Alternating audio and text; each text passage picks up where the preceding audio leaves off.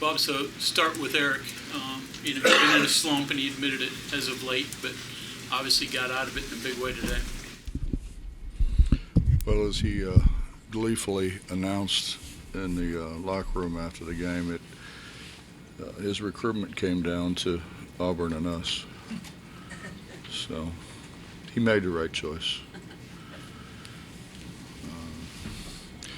Now, we're getting better and better. It's as I said on the radio just a little bit ago, we have guys in the portal, we have transfers, we have guys that have been here for a while.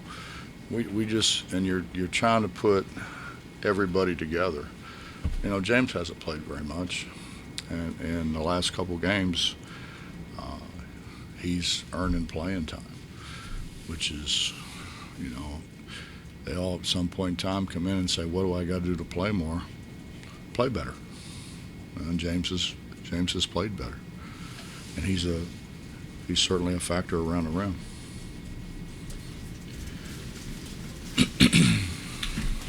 Jimmy today came up big in the scoring department, and you've talked about how he's exceeded expectations in some ways in that role for you guys. Where have you seen the development grow behind the scenes, and just how much does that open you up when he can score down low? Well, see, I always thought Jimmy could score down low. It was other people who said, he's not going to be able to score for you. When you got a body like that and you got shoulders that wide, all you got to do is be able to look at the rim, and you're gonna score some points. I think that the biggest problem that the majority of bigs have is they never look where they're shooting. They're too busy looking at where the defender is or where they are on the floor or whatever, instead of putting their eyes on the rim. I mean, there's a big damn square up there, and if you put it in that square, it will go in. Except maybe for Emmetts. He put it in the square and it rolled around and went out, but that doesn't happen very often. With James, since the performance he had at Texas Tech, have you noticed another level of confidence or anything like that with him? Yeah. I mean, I think the biggest thing is his teammates are developing confidence in him more and more and more, and I think that really helps James. James is James came over here from England and didn't know anybody and talked funny and really didn't know anything about basketball. So as he matures as a player and he matures as a person, I think he's just going to continue to get obviously better and better.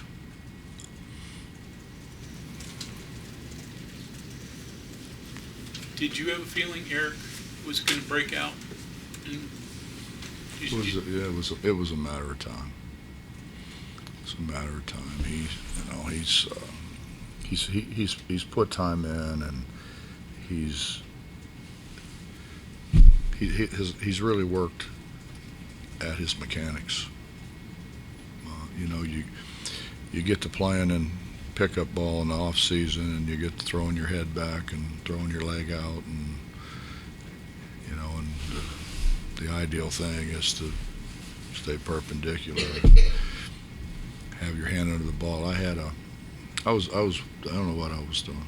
It was late at night and I couldn't sleep like I normally can't, and I'm flipping through the channels, and this deal came up, and the first thing I saw was Jerry walking out of a cabin, and he was in the woods, and I forget who the former pro player was. He was going around talking to all these different guys about their experiences, and Jerry walks out and he's got a pot and he's stirring the pot, and he says, "Hey, you hungry?"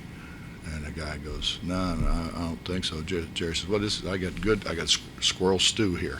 It's really good." And he's stirring it. The guy goes, No, I just stopped at a fast food place. I'm fine. And started talking about him being the logo and how Jerry accepted it and all that. But then they got into the shooting part of it, which he asked Jerry because Jerry was such a great shooter, a great free throw shooter. And so I played it for our guys. And anytime Jerry comes on, their attention span becomes a lot greater. So they sit and watch that, and I think it really helped them. I think it really helped Eric. He talked about your hand have to be under the ball, which a lot of guys don't do, and how he shot the ball, and he talked about I shot free throws blindfolded or with my eyes closed, because it was about the repetition that I did. Just I didn't need to. It developed a lot of confidence. So, and that was probably as attentive as I've ever seen all of them. So, even 3,000 miles away, Jerry can help. Coach, you get one today in front of the home fans. You won 3 out of the last 4, 2 over ranked competition, and you're going to need a crazy coliseum down the stretch of this Big 12 gauntlet. Just how important is that to play well for the fans here in Morgantown? Well, I think it means everything. I mean, it certainly means everything to me. I know how hard those tickets are to get. I know how far people have to come after they get the tickets. I know the drives that they make and over the terrain that they drive to get here. So, yeah, I mean, I love them being here. I love having a full house, and I tell our guys constantly, we can't let these people down. We've let them down enough. We can't continue to let them down. Bob, how's Emmett doing, and is the ankle at all connected to how he played and not playing late today? Who's that? Emmett. Yeah, Mike, it's basketball. You're going to sprain your ankles. You're going to stove your fingers. It's basketball. You have to play through it, and some days you can play through it better than other days. And I think today was one of those days where Emmett struggled to play through it. You say you have a sprained ankle, there's a lot of different ways that you can sprain your ankle. And it causes a lot of different places where you experience more pain than you would somewhere else. So I thought he fought through it really well the first half. But, the second half, really, we were so careless with the ball that I felt like we needed to have more ball handlers on the floor. Part of that what led to playing Jimmy and James together, or was that a matchup thing? And how did you feel like that worked? Well, that had a lot to do with their size and who they were playing. A legend in the house today, of course, Sir Charles Barkley. Just what did you think about his graciousness yesterday at the Fish Fry? Just what did that give the Big 12 SEC Challenge, having him in the building? Well, I asked Charles to come to the Fish Fry, and that was at the Hall of Fame induction in Springfield, and he was great. He said, "What do you need me to do?" And I've known Charles for a long time. We've played a lot of golf together. We've hung out. We've played cards together. Nike used to do it's like a vacation deal for the really good NBA players and the top level college coaches in their mind. And so we were all together. We played a lot of golf together, hung around a pool together, played cards together, and so you get to know people pretty well. And Charles people don't realize what a great person he is. I mean, he is just a fantastic person. And I asked him if he would do that for me, and he said, "Yeah, sure." Beat him on the golf course. That wasn't hard. Coach, as Auburn cuts it down, they get it down to like 1 point, 2 points on a couple different possessions.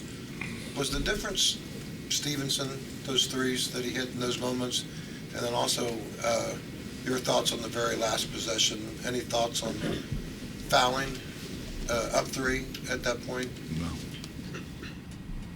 Never crossed my mind. Okay. Why would I foul? Why would I foul, particularly with their athleticism? And so they make the first one, they tip the second one back and make it, and we lose. Why would you do that? Why would you risk losing?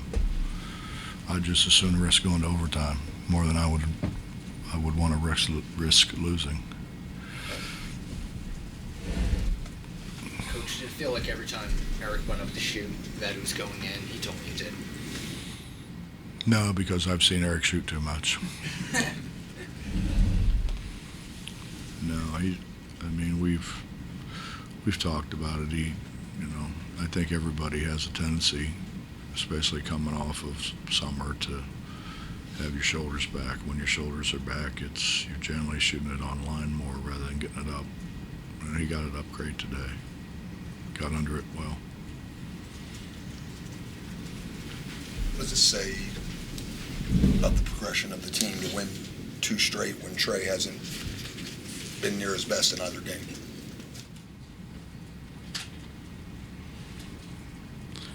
Trey's carried us at the beginning of the year. I mean, he's been terrific, and he wasn't as good today as what he normally is. But it happens, and fortunately, other people stepped up. Bob, DeMar did the scouting report for him this one. Did you, I don't know, follow him along and see how he put it together? Did you talk to him at all? Just for this first one, you just kind of give him carte blanche and let him go? No, he did the scouting report. I was there before the game to hear his scouting report. DJ's been around for a while. He's not a kid. Anything to it that impressed him? I mean, the players seem to like it because they won, but I don't know if there's anything got across to them or if good intel. Just curious because it was a new thing for you guys. Well, the players can read his biography, and the fact that he was a 6th pick in the draft after his freshman year of college. He played for a great many games before the accident, and to be able to come back from that severe an accident says a lot about his strength as a person, his willpower. He came back and played again in the NBA, which everybody and every doctor that I spoke to said, he's not going to be able to play again. But he did. So, I mean, I think our guys look up to him, which is a good thing.